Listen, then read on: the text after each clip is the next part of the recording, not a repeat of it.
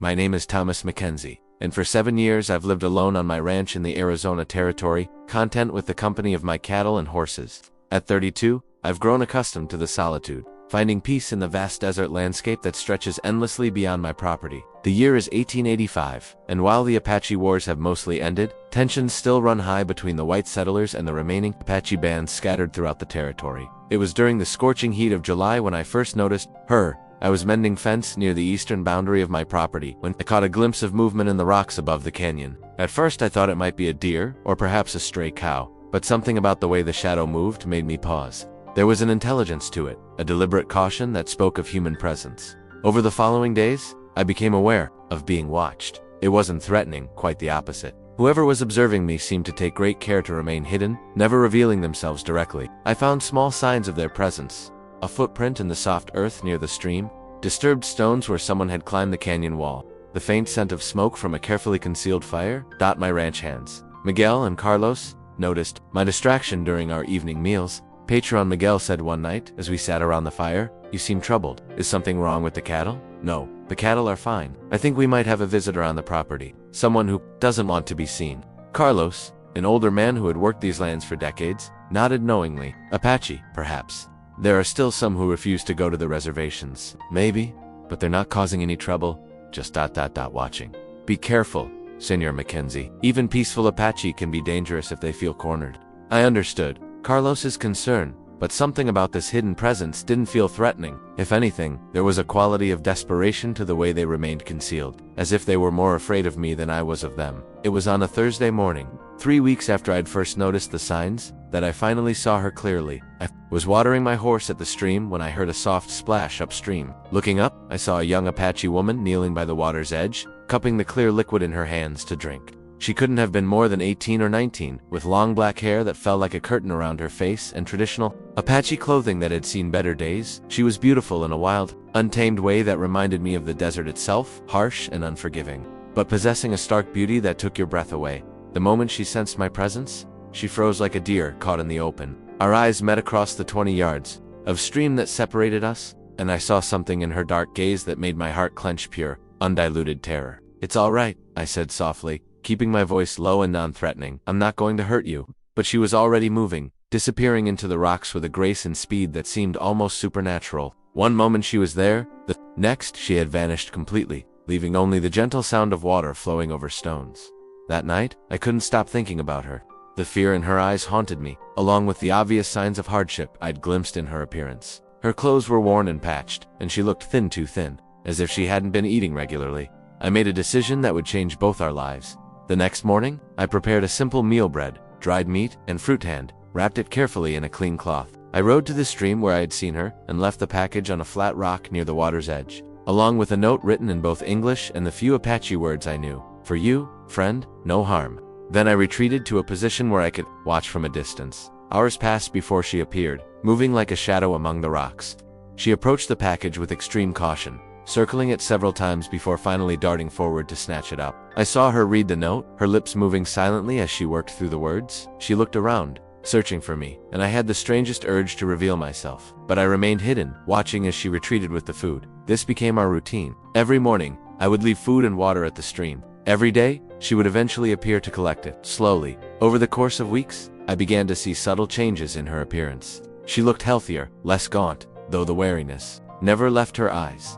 I started leaving small gifts along with the food, a warm blanket as the nights grew cooler, a bar of soap, a small mirror. Each item disappeared, though I never saw her take them directly. It was Miguel who finally asked the question. I'd been avoiding Patron. "Why are you feeding the Apache girl? How do you know it's a girl?" "Carlos saw her yesterday evening. He says she's young, maybe 18, very beautiful, but also very scared. She's hungry, she's alone." "What else would you have me do?" Miguel studied my face carefully. "You could report her to the authorities. There are still bounties for Apache who refuse to go to the reservations." The thought made me sick. "I'm not turning her in." "Then what's your plan?" "You can't feed her forever without making contact." "I don't know yet, but I won't do anything to frighten her more than she already is." That evening, as I sat on my porch watching the sunset paint the desert in shades of gold and crimson, I found myself thinking about loneliness. I'd chosen solitude after my wife died 3 years ago, believing that isolation was safer than risking the pain of loss again. But seeing this young woman's desperate need for human connection made me realize how much I'd been denying my own. The breakthrough came unexpectedly. I was returning from checking the cattle in the north pasture when I heard a sound that chilled my blood, the howl of coyotes, but not the usual evening song. This was the sound of a pack that had cornered prey. Following the sound, I rode hard toward the canyon where I'd often glimpsed signs of the Apache girl's presence. What I found made my heart race with fear and anger. She was trapped on a narrow ledge about 15 feet up the canyon wall, while below her, a pack of 6 coyotes circled hungrily. One of them had clearly gotten close enough to injure Hai, could see blood on her left arm where fabric had been torn away. The coyotes were bold. Emboldened by hunger and the scent of blood, they'd found an easy target and weren't about to give up. I didn't hesitate. Drawing my rifle, I fired a shot into the air. The sound echoed off the canyon walls like thunder, and the coyotes scattered but not far. They retreated to the shadows, waiting. "Stay where you are," I called up to her. "I'm going to get you down." She stared at me with those same terrified eyes, but now there was something else mixed with a fear-desperate hope. I found a way up the canyon wall, using handholds and ledges to climb toward her position. The coyotes watched from below, occasionally testing my resolve with tentative approaches that sent me reaching for my sidearm. When I reached the ledge where she crouched, I could see the full extent of her situation. She was trapped, injured, and exhausted. Without help, she would have eventually fallen to the pack below. "I'm going to help you down," I said gently. "Do you understand?" She nodded, her dark eyes never leaving my face. Getting her down safely took every bit of climbing skill I possessed. She was lighter than I'd expected, but also weaker from her ordeal. By the time we reached the canyon floor, the coyotes had given up and disappeared into the gathering dusk. I helped her to my horse, noting the way she flinched when I touched her injured arm. The wound wasn't deep, but it needed cleaning and bandaging. "My house," I said, pointing toward my ranch. "Medicine, help." She understood enough to nod, though I could see the internal struggle playing out on her face. Trust a white man, or face the desert alone with an injured arm. Survival 1.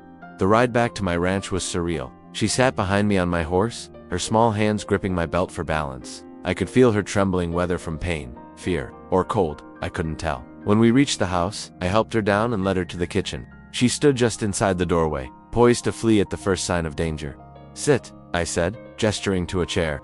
"Please." She remained standing, watching my every movement as I gathered medical supplies. When I approached with a basin of warm water and clean cloth, she actually stepped backward. "I need to clean the wound," I explained, showing her the supplies. "Medicine, help." She stared at me for a long moment, then slowly extended her injured arm. As I gently cleaned the coyote bite, I found myself studying her face. Up close, she was even more beautiful than I'd realized, with high cheekbones and skin the color of burnished copper. But it was her eyes that captivated me, dark as midnight, filled with intelligence and a strength that spoke of incredible resilience. "What's your name?" I asked softly as I bandaged her arm. She looked at me but didn't respond. "I'm Thomas," I said, touching my chest. "Thomas McKenzie." Still no response, though I saw understanding in her eyes. When I finished treating her wound, she stood immediately, clearly intending to leave. "Wait," I said. "It's dark, dangerous. Stay tonight. Leave in the morning." She shook her head, backing toward the door. "Please," I said, and something in my voice must have reached her because she paused. "Just for tonight. You're safe here, I promise." For a moment, I thought she might actually stay. But then she shook her head again and slipped out into the night, disappearing as completely as if she'd never been there at all. I stood in my empty kitchen, staring at the blood-stained cloth I'd used to clean her wound, and realized that everything had changed. I could no longer pretend to be content with solitude. This mysterious Apache girl had awakened something in me that I'd thought was dead and buried with my wife. The next morning, I left food at the stream as usual, but this time I included a note with a single word written in both English and Apache: "Stay." She didn't take the food that day, or the next. For a week, my offerings went untouched, and I began to fear that I'd frightened her away permanently. But on the 8th day, the food was gone, and in its place was a small piece of bark, with a symbol carved into a Apache sign that I didn't recognize but somehow understood meant "thank you." She was still here, still watching, still deciding whether to trust the lonely rancher who had spoken her name into the silence of the desert night. And I found myself hoping, with an intensity that surprised me, that she would choose to stay. 3 weeks passed after the coyote attack before I saw her again. The food I left at the stream continued to disappear, but she remained as elusive as smoke, never revealing herself during my daily visits. I began to worry that her injury had become infected, or that she'd decided to move on to safer territory. It was during a particularly brutal heat wave in August that she finally emerged from hiding again. I was working on repairing the roof of my barn when I heard Miguel calling from the yard below. "Patron, come quickly." The urgency in his voice sent me scrambling down the ladder. I found him standing near the well, staring toward the eastern hills. "What is it? The Apache girl?" "She's coming down the hill, but something's wrong. She's walking strangely," I shaded my eyes and looked where he was pointing. Sure enough, there she was, making her way slowly down the rocky slope toward my ranch. But Miguel was right, something was definitely wrong. Her gait was unsteady, and even from a distance, I could see that she was struggling. Get some water, I told Miguel, and bring the medical supplies from the house. I walked out to meet her, moving slowly so as not to frighten her. As I got closer, I could see the problem: fever. Her face was flushed, her eyes glassy, and she was swaying on her feet like a drunk when she saw me approaching. She tried to speak, but only managed a few words in Apache before collapsing to her knees. I rushed forward and caught her before she could fall completely. Up close, I could feel the heat radiating from her body. The fever was burning her up from the inside. Miguel, I called. Bring a blanket too. She was barely conscious as I carried her to the house, her head lolling against my shoulder. Whatever illness had taken hold of her was serious, possibly life-threatening. I laid her on the bed in my spare room and began the process of trying to break her fever. Cool cloths on her forehead, forcing small sips of water between her cracked lips, covering her with light blankets when the chills took hold. For 3 days, she drifted in and out of consciousness, sometimes speaking in Apache, sometimes just moaning softly. I stayed by her side almost constantly, leaving only when absolutely necessary to tend to the most urgent ranch business. On the 4th day, her fever finally broke. I was dozing in the chair beside her bed when I heard her voice, weak but clear. Water? My eyes snapped open to find her looking at me with recognition for the first time since she'd collapsed. The fever glaze was gone from her dark eyes, replaced by awareness and confusion. You're awake, I said, reaching for the water pitcher. How do you feel? Weak, she whispered, accepting the cup I offered. Her hands shook as she drank. You've been very sick, Fever. You collapsed near my ranch 4 days ago. She looked around the room, taking in her surroundings with obvious wariness. Why did you help me? The fact that she was speaking English surprised me, though I tried not to show it. Because you needed help. I am Apache. I know. Your people and my people are enemies. Some are, not all. She studied my face for a long moment. What is your name? Thomas McKenzie. What's yours? She hesitated, and I could see the internal debate playing out in her expression. Names had power in Apache culture. Giving someone your true name was an act of trust. Aiyana, she said finally. It means eternal blossom in my language. Aiyana, I repeated, trying to get the pronunciation right. It's beautiful. Why did you leave food for me? Because you were hungry. But why do you care if an Apache is hungry? It was a fair question, and one I'd been asking myself for weeks. I don't know, I admitted. Maybe because hunger is hunger, regardless of who feels it. Aiyana was quiet for a while, sipping water and gathering her strength. When she spoke again, her voice was stronger. I should go. You're still weak. Stay. Until you're fully recovered. It's not safe for me here. It's not safe for you out there either. At least here you have food, water, and medicine. If the soldiers find me, they won't. This is my land, and I don't report to anyone about who visits. She looked at me with something approaching wonder. You would risk trouble with your own people to protect me. Yes? Why? Because it's the right thing to do. Over the following days, as Aiyana slowly regained her strength, we began to talk more. I learned that she was indeed 18, the daughter of a war chief who had been killed in a cavalry raid 2 years earlier. Her mother and younger brother had died in the same attack, leaving her completely alone. I was away gathering medicine, plants when the soldiers came. She told me one evening as we sat on the porch watching the sunset. When I returned, everyone was dead. The whole camp was burned. I'm sorry. That must have been terrible. I wanted to die too. For many months, I hoped the desert would take me, but something kept me alive, maybe the spirits of my family, maybe just stubbornness. Where have you been living all this time? In the caves up in the canyon? There's water from a spring, and I know which plants are safe to eat. But it's been lonely. The word hung between us, heavy with meaning. I understood loneliness, had been living with it myself for 3 years. You don't have to be alone anymore, I said quietly. What do you mean? You could stay here? I have plenty of room, and I could use help around the ranch. Aiyana shook her head. It's impossible. Your neighbors would never accept an Apache living here. My nearest neighbor is 15 miles away, and I don't much care what people think. Anyway, the authorities don't come out here unless there's trouble, and there won't be any trouble. You don't understand. If they find me, they'll send me to the reservation. Or worse. I'd heard stories about the reservations, overcrowded, disease-ridden places where proud Apache warriors were expected to become farmers overnight. The thought of Aiyana being forced into such a place made my stomach turn. Then we'll make sure they don't find you. How? We'll say you're my housekeeper. Plenty of ranchers employ Mexican women for domestic work. You could pass for Mexican if necessary. Aiyana considered this. You would lie to protect me? I would do whatever it takes to keep you safe. But why? You barely know me. It was a question I'd been struggling with myself. Why was I so determined to protect this Apache girl? Was it guilt over the injustices her people had suffered? Loneliness? Or something deeper? Maybe because I see something in you that reminds me of myself? I said finally. We're both survivors, both alone in the world. Maybe we don't have to be alone anymore. And if I stay, what would you expect from me? Nothing you're not willing to give. Help with cooking and cleaning if you want to earn your keep, but only if you want to. This would be your home, not your prison. My home, she repeated softly, as if testing the words. Yes, for as long as you want it to be. That night, Aiyana made her decision. I found her in the kitchen the next morning, already preparing breakfast. With ingredients from my pantry. I'll stay, she said without preamble. But I have conditions. Name them. I keep my Apache name and customs. I won't pretend to be someone I'm not. Agreed. I want to learn to read and write English better. And I want you to teach me about ranching. I'd be happy to. And if I ever want to leave, you won't try to stop me. You have my word. She nodded, satisfied. Then I'll stay. The first few weeks of our arrangement were awkward as we learned to live together. Aiyana was naturally quiet, moving through the house like a ghost, and I had to remind myself not to startle her with sudden movements or loud noises. But gradually, we found our rhythm. She proved to be an excellent cook, preparing meals that combined traditional Apache ingredients with the supplies from my pantry. She also had an intuitive understanding of horses that impressed even Miguel and Carlos. She has the gift. Carlos told me one afternoon after watching Aiyana gentle, a particularly stubborn mare. The horses trust her immediately. She has many gifts, I replied, watching as she worked with the animal. It was true. Beyond her natural way with horses, Aiyana was intelligent and eager to learn. Our evening lessons in reading and writing became the highlight of my day. She absorbed information like a sponge, asking thoughtful questions and making connections that often surprised me. Your language is very strange, she said one evening, as we worked through a passage from one of my books. So many words for the same thing. English can be complicated. Apache is probably more efficient. Apache is more ... honest. We say what we mean, nothing more. What do you mean? In Apache, if I say I will do something, I will do it.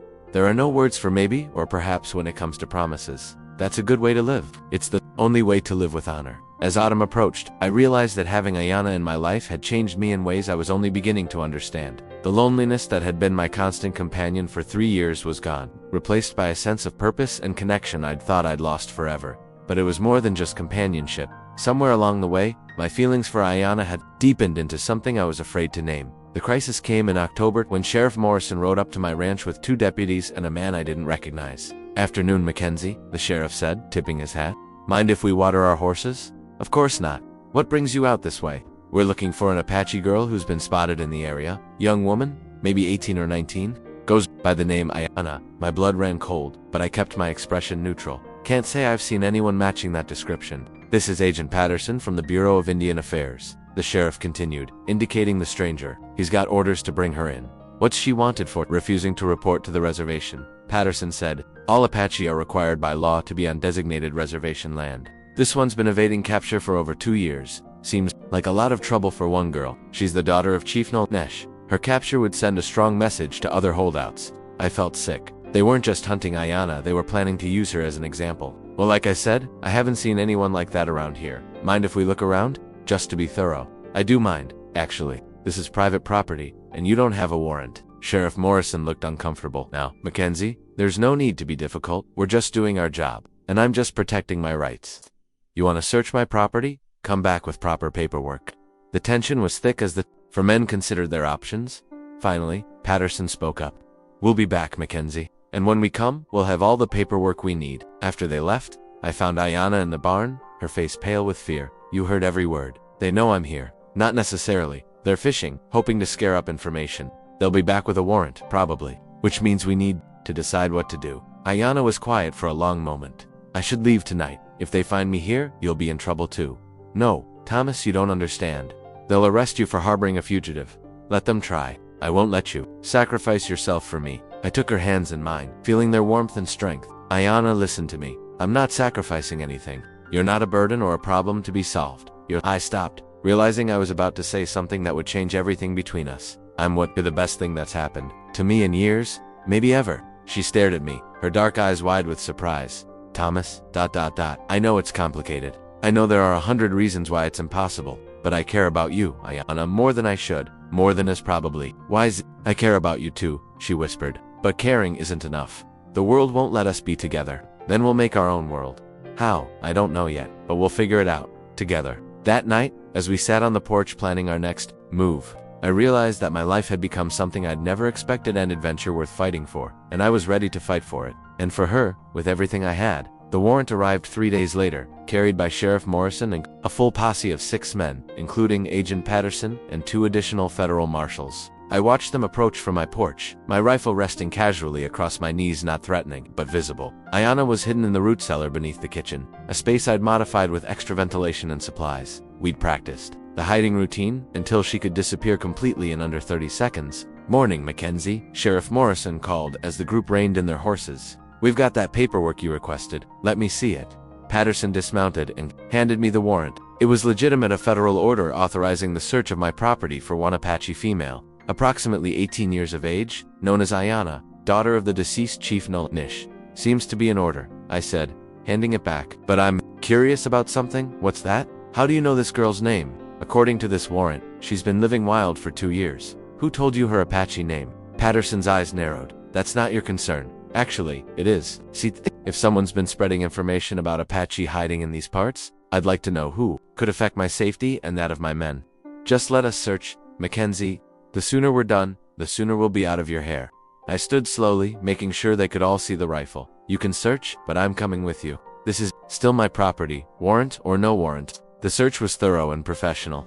They checked every building, every possible hiding place, except the one that mattered. The root cellar entrance was concealed beneath a heavy rug in the kitchen, and I made sure to stay close to that area whenever they were in the house. After 2 hours, they'd found nothing. "She's not here," one of the deputies said to Patterson. "She's here," Patterson replied grimly. "I can feel it." "Feeling isn't evidence," I pointed out. "And you've searched everywhere twice. Maybe she ran when she saw us coming. Maybe she was never here to begin with." Patterson studied my face intently. "You're protecting her. I'm protecting my property rights. There's a difference. This isn't over, Mackenzie. I expect it isn't." After they left, I waited a full hour before letting Aiyana out of the cellar. She emerged pale and shaken, but determined. "They'll be back," she said. "Probably. But we bought some time." "Time for what?" "Time to disappear." That evening I outlined my plan. "There's a place up in the mountains, about 50 miles north of here, an old mining camp that's been abandoned for years. We could hide there until things cool down. And then what? Hide forever if necessary." Aiyana shook her head. "That's not living, Thomas. That's just existing. It's better than the alternative." "Is it? You'd give up your ranch, your life here, just to keep me safe?" "Yes." "Why?" The question hung between us like a challenge. We'd been dancing around the truth for weeks, but now it was time to face it. "Because I love you," I said simply. The words seemed to echo in the quiet kitchen. Aiyana stared at me, her dark eyes unreadable. "You love me," she repeated. "Yes, a white rancher loves an Apache fugitive. A man loves a woman. Everything else is just details. Details that could get us both killed. Maybe, but I'd rather die loving you than live without you." Aiyana was quiet for a long time, staring out the window at the desert landscape, bathed in moonlight. "In my culture," she said finally, "when a man speaks a woman's name with love, it has power. It can bind spirits together across lifetimes. Then I'll speak your name with love every day for the rest of my life. Aiyana." She turned to look at me, and I saw tears glistening in her eyes.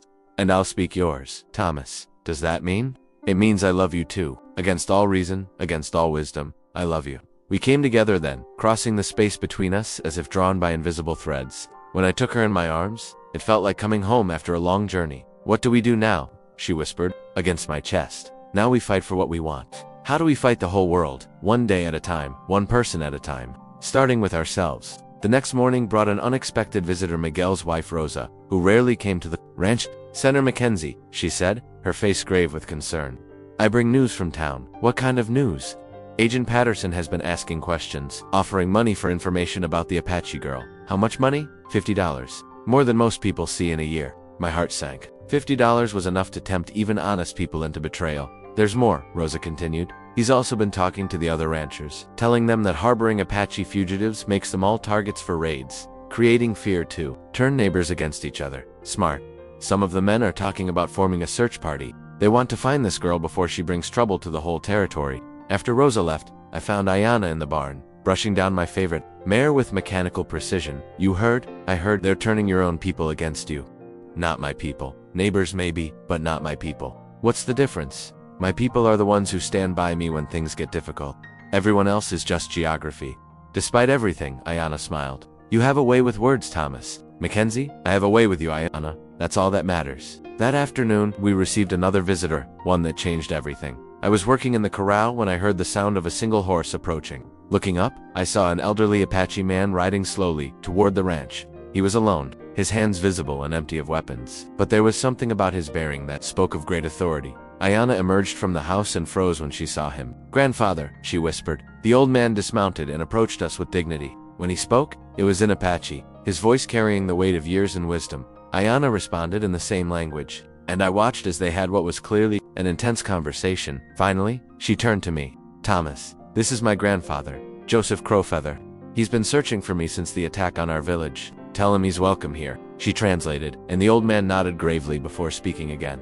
"He says he's grateful for your protection of me," Aiyana continued, "but he's come to warn us. The soldiers are planning a major sweep of the territory. They want to round up all remaining Apache and force them onto the reservations. When another exchange in Apache, within the week.